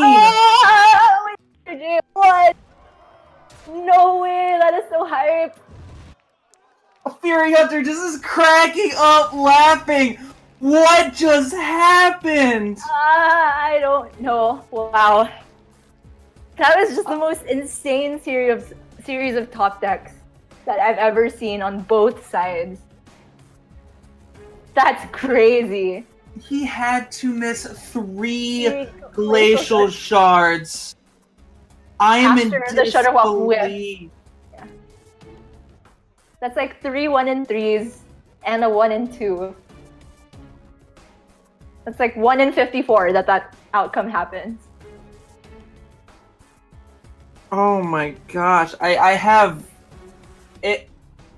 Alright, A8 may just not have been destined to win that Aston Martin. I'm so sorry. I love A8. He's obviously a great, phenomenal player. But that right there was insane. I am inclined to say I don't believe in that. Just really did seem like the Jesus conspiring against him. The worst part about it was A8 was gifted this opportunity with the Grumble, and it looked so good because he just played the Grumble and had an insanely good chance of not only whiffing the Shutterwalk, but also just hitting one of the glacial shards. Yeah. And it looked like it was lining up for A8 to grasp that out of nowhere, and then Fury Hunter just took it straight back. I gotta say, I would have looked forward to the draw outcome just because I haven't seen that happen in the longest time. I think the last time I saw it live at least was at an event that was here in the Philippines, and somebody had to take also a Hellfire for draw. And to see it on a stage this huge would have been really fantastic.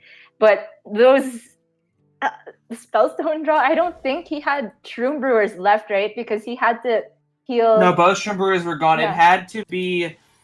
The Spellstone. It had to be the second Spellstone, I think. I think the other one might have gotten played earlier. I can't remember off the top of my head. I'm still in disbelief at what just happened. But A8's got to shake that off and get straight into this game. Yeah, wow. And it is just going to be this non-greedy Taunt Druid left for Fury Hunter. And A8 has to try again, but this time not with the Shutterwalk. Yeah, and to be honest, right now it's not looking good for A8. This is why I said I think that even Warlock has to slide through on either of these players' side, because this matchup is pretty bad for the even Warlock. Yeah, they just don't have a good way with dealing with the wide board. Their best shot is of trying to pressure with Giants and Drakes. You can see A8 miss the Giant. Probably going to go for Coin Drake. Yeah, sorry. I think I'm getting a little delayed for some reason, but... Okay, refreshed. Sorry. It's all right, Gia. Don't worry about it. I don't blame you for wanting to go back and watch what just happened over on repeat. So, gotta figure out about this game, though. Trade in, heal up with the Shroom Brewer. Hope to draw Giant soon. Yeah, I think that's got to be the play. Just go ahead and take that trade. Go ahead and heal it back up. No reason not to. I think you need to be playing minions constantly. Yeah, I wouldn't be surprised to see him just tempo out the Hooked Reaver in the near future. But with this play, he'll be delaying the 4. He can delay a 4-drop by another turn because he'll have a 4-drop for the next turn. Ooh, and there is a Master Oakheart looming around the corner. This is looking pretty bad for A8 right now. He needs to mount some kind of giant pressure, because right now this is not cutting it. Yeah, even if he gets a Giant, we see Fury Hunter has that Naturalize in hand, which didn't use on the Twilight Drake. He realizes what the real threat in this is. So it's pretty much a ticking time bomb. 2 turns. Oh, but Fury Hunter's list is really, really light on the dragons. It's only got 1 Dragon Hatcher and 1 Sleepy Dragon, if I'm not mistaken. So with the draw of Sleepy Dragon, that makes the Master Oakheart significantly worse. Gee, I have a question for you. Mm-hmm. What do you think? No, you can't decide it after having seen Natural Light. Okay, sorry. What's your question? My question is, what do you think the odds are A8 goes into his collection and disenchants Shutterwalk? I think it's very low. Maybe he could do it on, because I don't think they're playing on their accounts. So he can do that out of spite here. Oh gosh, A8, it just wasn't his day. I mean, he still has a chance. Don't get me wrong, he still has a chance, but after this Master Oakheart comes down, I just honestly, I wouldn't be surprised if he just conceded. Well, it depends with the Oakheart pulls. If it's not Hadron, that's fair. There's a chance. But then it's followed by a UI. And then Hadronox is likely to be in hand by that point. Oh, this is insane. I'm still in disbelief at what had happened the previous series. You don't have to tell me twice. That was the craziest outcome I've seen of that particular combination of Shutterwalks. All the shards going face. How does that happen? And to be honest, I think A8 played that series really well. played to his outs. It's just very unfortunate. I mean, that is the calculated risk you take when playing a deck like Shutterwalk Shaman, is you take the risk of the Shutterwalk potentially whiffing. I mean, when you play that deck, you kind of sign up for that aspect of the deck. There is a potential for that card to whiff. I guess so. It seems even worse to what happened to New Zealand in HDG, where they first. Okay, that's not Hadronox. Dragon Hatcher is not playing a Sleepy Dragon. So that is something, but this board is still so insane. You're not wrong, but right now, there's not too many great ways to deal with Fury Hunter's board. Especially with an Ultimate Infestation, allowing him to draw so many cards. Yeah, I know what you're saying, Dr. J. I'm not saying you're wrong, but you're wrong. I know. Okay, Bone Mare onto the Skulking Geist can take a value trade onto the Primordial Drake. That does mean then there's that Dragon Hatcher. Yeah, it's gonna pull another Drake. If the Hadronox is at the bottom of the deck, which by the way is a 1 in 30, 8 hit a 1 in 54 in the last game. It's possible. It definitely is. I'm a little curious to see if maybe AA's feeling like he needs to go for Lich King to eventually just. Oh, do you not trade in the Beetle there?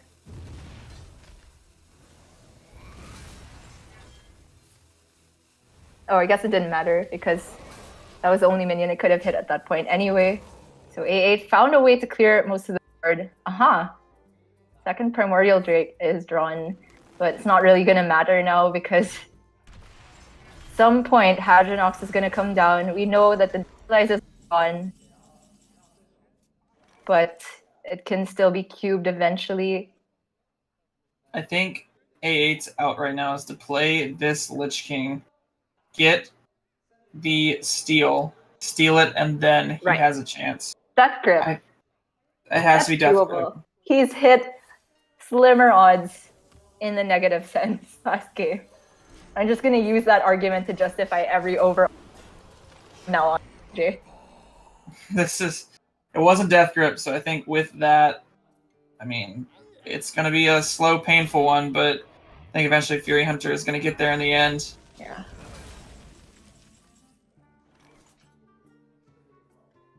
Is there any way to somehow dilute the beast pool? I was trying to remember first day A8 had a Beetle in hand as the taunt druid, and he played it, and that messed with the Witching Hour pool. It didn't end up mattering. But I think it was because he got Death Grip from Lich King. To be honest, right now, I don't see anything. Or any way Fury Hunter could really mess this up. I think what has to happen is Fury Hunter's last card has to be Hadronox, and well, that kind of just put all of that out the window. A8 can silence the first wave, and the Hadronox is not able to suicide itself just yet. It can be cubed, and then Witching Hour can be played, and then you can keep second turn. I mean, you can silence the first wave, but you can't silence the other waves. It eventually is going to happen, and that board state is going to get out of control. Yeah. You can smush one spider, but they keep swarming. You can whiff one Glacial Shard. you could probably whiff some more. This is just brutal. Yeah. You gotta feel for A8. You have to feel for him right now. I do. I really, really do. His branching paths too. It might just prove lethal without the next Hadronox the next turn. I think that's what Fury Hunter's going for, is just setting up a massive board state that will really contest what A8 has presented.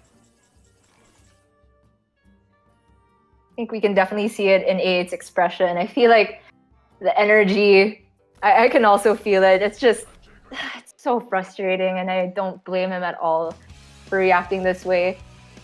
Fury Hunter did play very cleanly throughout the whole set, and I don't want to take that away from him, but really, that shutter walk, how does that happen?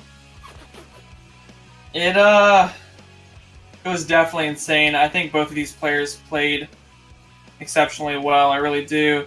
You have to feel for A8 there. I think A8's going to shrug it off. I don't think he's too worried. He is, a Worlds competitor, and he will be playing in Worlds. So, I mean, although, he didn't have maybe the showing he wanted here, he did play very well overall. And, we're going to be seeing more of him from the future. But right now, looks like it's Fury Hunter's time to shine, as he is your last top 4 member alongside Orange, Tice, and Xiaoti. Yep, and that is a well-rounded top 4 if I've ever seen one. I'm glad that there's still at least one Chinese player in the top 4, so the tournament can actually live up to its name of EU versus CN. And Xiaoti will be exactly who face tomorrow, whereas Tice and Orange will be facing off in the semifinals. Tomorrow will be the last day, though. We've also got the battle for 3rd place, and of course, the grand finals. Are you excited for any particular match, Jace? I'm excited to see if Xiaoti and the Odd Hunter win this tournament. I think right now it is Xiaoti versus EU. And Xiaoti, he's been playing pretty well overall through the entire tournament. I think the Odd Hunter will find its mark in this next series because he will hit what he wants to hit in the Quest Rogue. But I don't know if it can take it from there the whole way. But right now, it's looking really good. Any of these 4 players can make it to the finals and win that Aston Martin. Yeah, that's very true. And despite some of the early losses from fan favorites like Hunter Ace and RDU and this very heartbreaking A8 3650, I do believe that the tournament's been a really great experience from them. I've been hearing from some of the players that the production's been insane. I've been seeing a lot of tweets about what the players are doing between their matches and during their downtime. And it looks like they're having a lot of fun. And not to mention, the prize pool is nothing to scoff at. You get quite a bit of cash just for being invited. Yeah, for sure. I think, I'm just blown away from words. I am baffled right now at what just happened. It was a crazy set of Hearthstone, probably one of the craziest I've seen in quite some time. And I believe we're going to be getting into a short interview with Fury Hunter about what just happened. 首先要恭喜一下 Fury Hunter 拿下了最后一个晋级4强的名额。那我们首先先让我们的 Fury Hunter 和大家一起来 say hi 打个招呼。Hi to everybody. Hello everybody, I'm Fury Hunter. OK， 好，我们先问一下这个 Fury Hunter， 他拿下了最后一个晋级到4强的名额，他现在的心情是怎么样的呢？ So you are the last one to get the qualification of the semi-final. So how do you feel? I feel great. It's a great accomplishment to get this far, and I hope I can go all the way. 他觉得非常开心，然后希望能够接下来打得很好。 是的，我相信这个屏幕前的观众和我有同样一个疑惑啊，就是我们大家玩强德的时候，有的人是选择去带终极感染，有的人是没有带。那我想请教一下 Fury Hunter， 为什么在这次中欧的赛场上想要去带这张终极感染在他的强德卡组里呢？ So you bring the ultimate infection in your drilled deck. So why? Tell us why. I talked with Seohyun and Language Hacker. They brought it to NA playoffs, and Seohyun said he didn't lose a single game during all of the Swiss with it. So I played it some games and I liked it, and I just brought it. 他觉得终极感染这张卡很强，然后他非常喜欢这张卡，所以就带了。 是的，我们也看到，确实最后一场对局当中，他的这个终极感染有非常好的一个发挥。那最后一个问题就是在晋级到4强过后，他的下一个对手将会是中国选手小 T。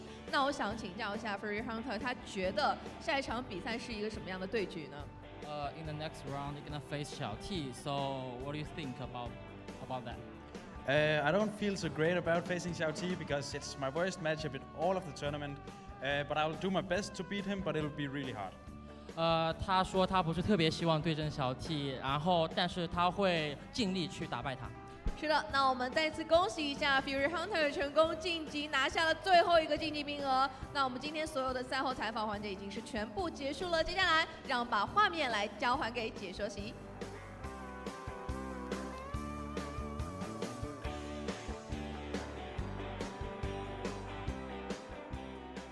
So that will be the conclusion of Day 6 EU versus CN. I wanted to apologize. I said something. I think the prize pool starts at the top 8. But anyway, 9th to 16th definitely had a good experience. I have no doubt about that. So Dr. J, want to hype up our lovely audience that we got to interact with a while ago for tomorrow? Yeah, I mean, I'm really looking forward to, these next up couple matches, as everyone's fan favorite Tice will be going off against Orange Xiaoti. We'll be facing Fury Hunter. We do have some crazy matches. I mean, I don't know if they can get any crazier than what they were, but hopefully they can. And I believe we'll be back around the same time tomorrow, if I'm correct, Gia. Yeah, it says right there in the graphic. Hope they've been very punctual so far. So you can catch us again on the conclusion of EU versus CN 2018 tomorrow, where Tice versus Orange will be the first game on stream, and then Xiaoti versus Fury Hunter. I have been very, very hyped throughout this whole tournament. It's gone on quite a while, but I'm so excited to see who's actually going to take home that Aston Martin. So thank you guys so much for joining us tonight, despite our little technical mishaps. Again, this has been Gia and Dr. J. See you guys tomorrow.